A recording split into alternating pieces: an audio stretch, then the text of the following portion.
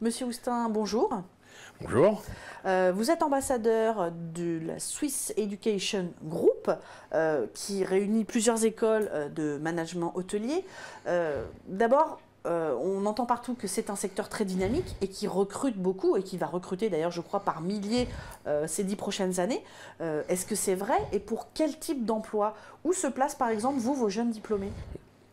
Alors, bonne nouvelle d'abord, oui, c'est vrai, puisqu'on est dans un secteur qui a un taux de croissance pronostiqué de 4% par an pour les 2 décennies à venir. Donc, il faut s'attendre donc à 65 millions de nouveaux jobs dans le monde entier dans ce secteur. Bon, bien sûr que ces 65 millions de jobs ne sont pas tous des postes de directeurs généraux, etc. Mais c'est vrai que en raison de la croissance de tous ces grands groupes hôteliers, nous avons partout naturellement la naissance de nouveaux postes à responsabilité.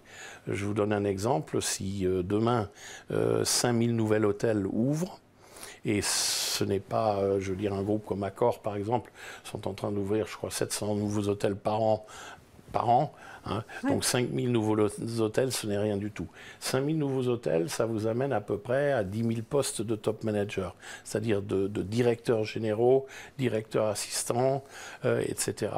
Et ça va vous donner la possibilité d'embaucher presque 50 000 postes à responsabilité, donc des cadres supérieurs.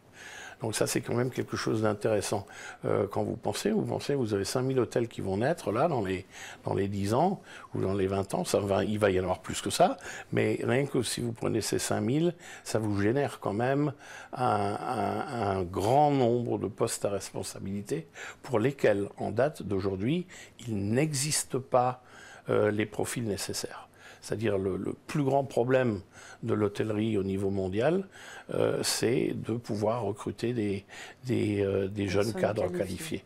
Voilà, donc comme réponse, je pense déjà quelque chose à retenir.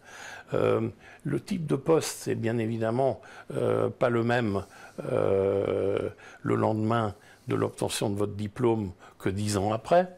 Hein. Donc il est clair que vous allez passer une première partie certainement de votre carrière professionnelle dans des environnements que j'appellerais un peu plus opératifs, dans des hôtels eux-mêmes en général, donc pas forcément dans le gros, dans le corporate ou dans les bureaux de Hyatt à Chicago ou de Dieu sait où. Vous allez être dans un hôtel, vous allez mettre en œuvre ce que vous avez appris pendant vos études, et puis le développement se fait par la mobilité, c'est-à-dire en général au bout de 18 mois, vous travaillez pour un groupe, on va vous dire très bien, vous avez travaillé là chez Novotel par exemple à Clermont-Ferrand dans un poste de réceptionniste. Maintenant on a un Sofitel qui ouvre à Dieu sait où en Afrique, en Asie et voilà, on vous propose de participer à l'ouverture de ce nouvel hôtel, et puis si vous acceptez le poste qu'on va vous proposer là, chaque fois vous allez faire un saut qui justement va vous mener en général, c'est un peu la moyenne qu'on a en 10 ans, à des postes quand même à responsabilité de assistant manager, etc. Donc là, vous allez être quand même déjà aussi bien au niveau des revenus que des responsabilités, etc. Dans un contexte capable de vous aider à réaliser les projets dont vous rêviez au moment où vous avez passé votre bac et quand vous avez commencé à vous intéresser pour nos écoles. Une bonne nouvelle pour les étudiants, donc merci.